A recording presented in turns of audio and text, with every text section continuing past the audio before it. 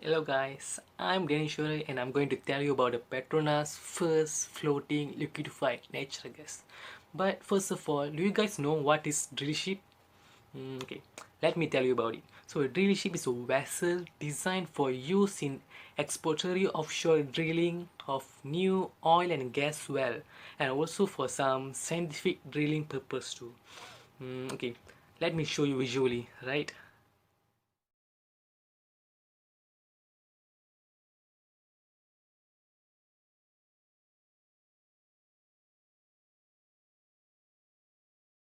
Okay, now I hope you guys have an idea about the drill ship. Okay, so now Petronas' first floating liquefied natural gas facility was developed for the Canoid gas field off the coast of Sarawak in Malaysia, and the PFLNG 1 was constructed at Daewoo Shipyard in South Korea. Oh yeah, so okay, Petronas signed a engineering, construction, installation and commissioning contract for PFLNG 1 in June 2012.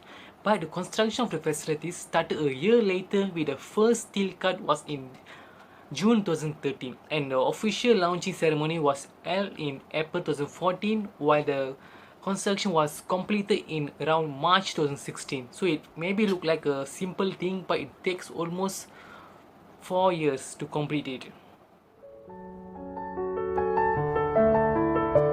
Okay, so the PFLNG 1 is of the DNV class and also includes the floating structure, mooring energy and the natural gas liquefaction technology. So it is 360-meter long and also approximately 60-meter wide and weight almost 132,000 tons when fully loaded. So it's too heavy, right? Oh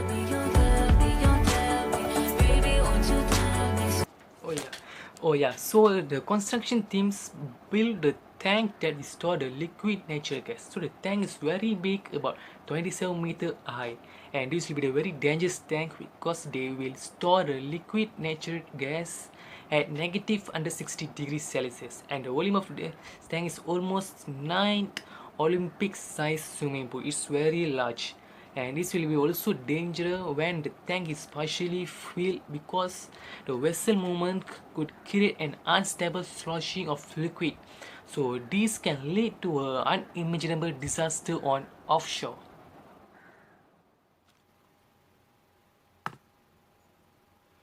So it looks like very easy, right? But for PFLNG 1, the transportation of 2000 ton mega logs requires a heavy hauler.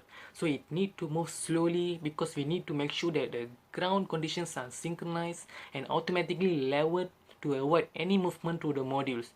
So to lift these towering blocks onto the vessel, a 3600 ton floating crane is needed, and also the ship need to turn around to receive this module. So it's more like a complicated process, right? And okay, let me show you visually too.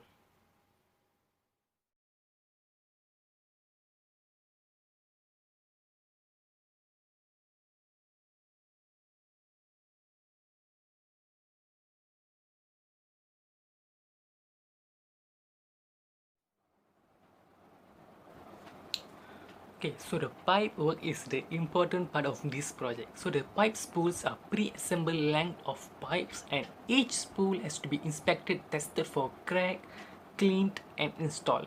If crack are found, the whole spool has to be replaced, and the ship has 35,000 separate pipe pools. So which means this process was the difficult and complicated process on offshore to detect which pipe is okay and which pipe is not. I hope you are still focusing on this video, okay? So this is the crucial part of facilities where the natural gas turn into a liquid natural gas through a process called liquefaction process. So the liquefaction process, the whole process like a refrigerator. It has a compressor to increase the pressure of the refrigerant. So in a cramped space like a floating liquid natural gas, the equipment is compactly built and a single explosion can cause several damage. So the compounder will help turn the gas into a liquid natural gas. So for this particular liquefaction process. Without a compounder, we don't get the temperature to cool down the natural gas, so we won't get the liquid natural gas. So for your more information, I will show the video about the liquefaction process. Now the purified natural gas, methane with some ethane, is ready to be liquefied. This happens in heat exchangers. A coolant, chilled by giant refrigerators, absorbs the heat from the natural gas. It cools the gas to minus 162 degrees centigrade, shrinking its volume by 600 times. This turns it into a clear, colorless, non-toxic liquid, liquefied natural gas, or LNG, that is much easier to store and transport. Sail away to off coast of Malaysia, the vessel will be connected to tugboats which will tow the ship for nearly 2 weeks to the Canoid gas field. So when reach the area, the vessel will safely anchor with the help of offshore engineering partners. So the team need to connect to a pipeline 74 meters below. So there is a pipeline about 3 kilometers to go to seabed. So the engineer will connect the end of the pipeline and bring the other end to connect to the riser on the deck. Okay, so for the productions, the PFLNG 1 started production from the Canoid gas field in December 2016 and loaded its first cargo in April 2017. So it has a processing capacity of 1.2 million tons of liquid natural gas a year.